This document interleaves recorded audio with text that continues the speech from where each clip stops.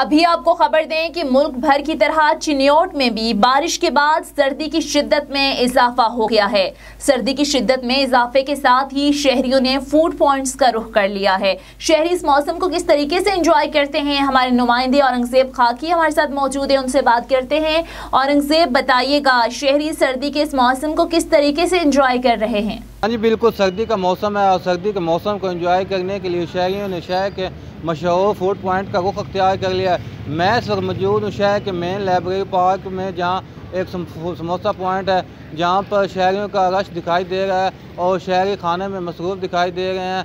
Asia में गाजर का हलवा, बेसन वाला नान, समोसा, टिक्की, पकौड़ा, सब चाय मौजूद है। मेरे साथ इस वक्त कुछ शहरी मौजूद हैं, आइए जानते हैं कि उनका इस हवाले से क्या कहना है। जी बताइएगा, आप यहाँ पे क्या करने आए हो, क्या खाया आपने? मौसम बहुत प्यारा था तो ऐसे ही मूड बना है समोसे खाने का, तो गरम गरम समोसे खाए हैं अभी यहाँ पे, और ऊपर से सब चाय पी है, तो बहुत मज़ा आ रहा है, मौसम एंजॉय कर रहे हैं। जी बिल्कुल, जैसा कि आपने बताया कि ये हमारे शहर के सबसे मशहूर समोसे हैं, तो और ऐसा मौसम और गरम गरम समोसे हों, इनका अपना ही मज़ा है।